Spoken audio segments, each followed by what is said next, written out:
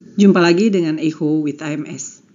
Kita akan membahas mengenai serial basic flow quantification, dan pada kesempatan ini kita akan hanya membahas mengenai flow quantification pada penyakit jantung katup yang akan terdiri dari 3 bagian. Ini adalah bagian yang pertama yang akan membahas mengenai volumetric flow principle. Clinical aplikasi dari volumetric flow quantification antara lain adalah untuk mengukur stroke volume dan cardiac output, kemudian mengukur regurgitan volume atau regurgitan fraction, mengukur stenotic area pada katup yang native maupun prostatik, dan mengukur intracardiac shunt ratio. Tapi untuk pengukuran intracardiac shunt ratio akan kita bahas pada topik yang lain. Pada kesempatan ini kita akan membahas 2 hal yang penting mengenai flow quantification. Yang pertama adalah basic concept dari kuantifikasi volumetric flow. Yang kedua adalah conservation of mass principle atau yang kita kenal dengan continuity equation, dan ada 2 hal yang agak berbeda terkait dengan continuity equation ini. Pada video ini kita hanya membahas mengenai the volumetric flow principle. Prinsip ini pada dasarnya mengacu kepada prinsip pompa hidrolik sederhana, yaitu flow rate atau Q dalam suatu tabung dengan diameter yang konstan sama dengan area dari tabung tersebut atau cross-sectional area dikali kecepatan rata cairan yang melewati tabung tersebut, atau Q sama dengan cross-sectional area kali velocity. Kalau rumus tadi kita masukkan ke dalam sistem peredaran darah kita, maka tabung itu adalah aorta. Dan darah yang melewati aorta tersebut akan kita ukur kecepatannya sehingga kita mendapatkan flow rate. Namun perlu kita ingat bahwa pada sistem sirkulasi, darah yang beredar di dalam aorta tidak dengan kecepatan yang konstan, melainkan pulsatile atau ada pulsasi sesuai dengan cardiac cycle. Oleh karena itu, velocity yang ada dalam rumus tadi harus kita ubah menjadi integrated velocity over time atau VTI. Dan VTI ini kita gambarkan sebagai suatu kurva di bawah seperti gambar ini. Dan velocity time integral atau VTI adalah area under the curve. Dan inilah yang kita sepakati menjadi VTI dan kita gunakan dalam rumus flow pada sistem sirkulasi kita. Kemudian rumus tadi kita bisa gunakan dalam praktek sehari-hari dan sangat sering kita gunakan terutama untuk mengukur stroke volume atau cardiac output. Nah, ini adalah contoh bagaimana kita mengukur stroke volume atau cardiac output dari jantung sebelah kiri. Dengan demikian cross-sectional area adalah cross-sectional area dari LVOT dan kita membutuhkan diameter dari LVOT.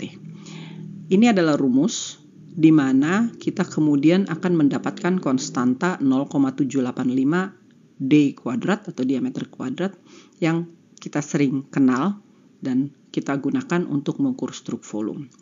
Jadi pada pengukuran diameter di sini kita mengukur pada parasternal long axis, kita zooming in pada area LVOT dan kita mengukur pada mid systolic phase di mana kuspit aorta terbuka lebar dan kita ukur sekitar 3-10 mili proksimal dari anulus aorta, inner edge to inner edge.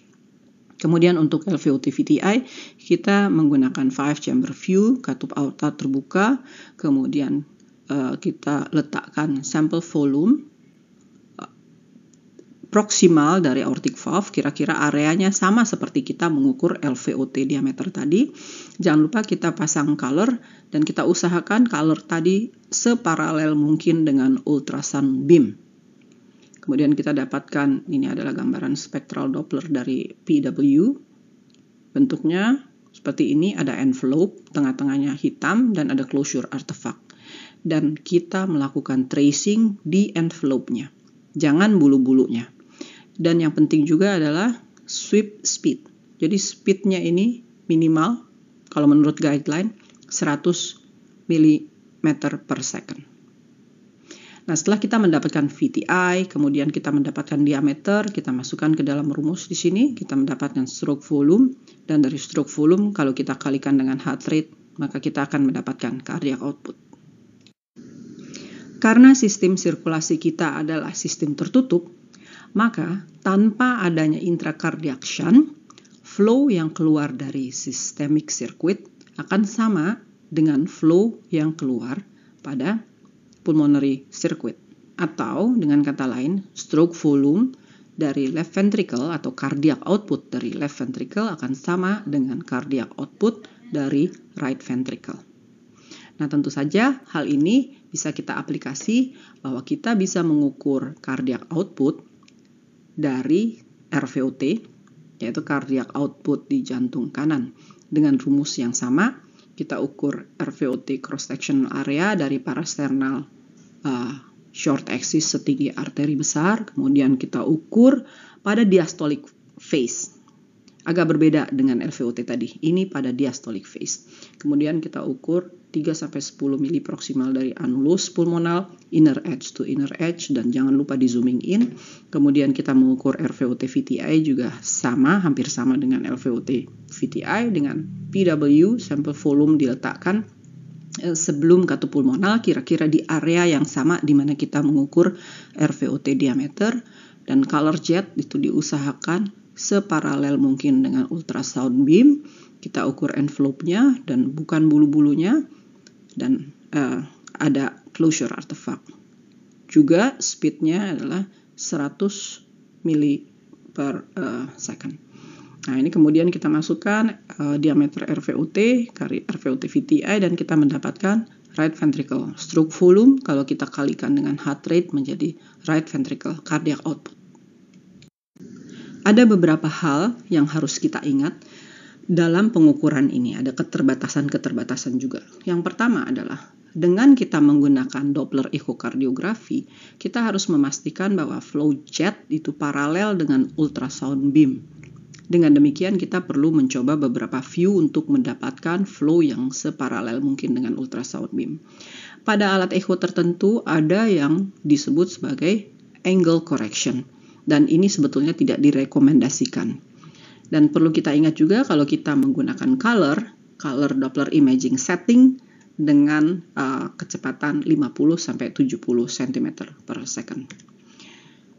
Berikutnya adalah Doppler itu sangat tergantung dengan loading condition. Oleh karena itu, pada saat kita melakukan pengukuran cardiac output atau stroke volume, perlu kita cantumkan juga berapa tekanan darahnya dan berapa heart rate-nya. Ini penting.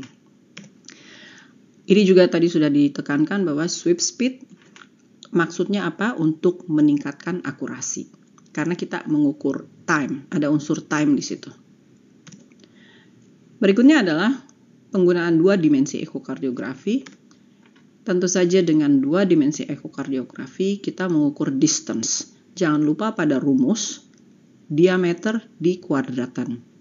Karena dikuadratkan, maka kesalahan pengukuran sedikit saja akan menyebabkan error yang cukup bermakna.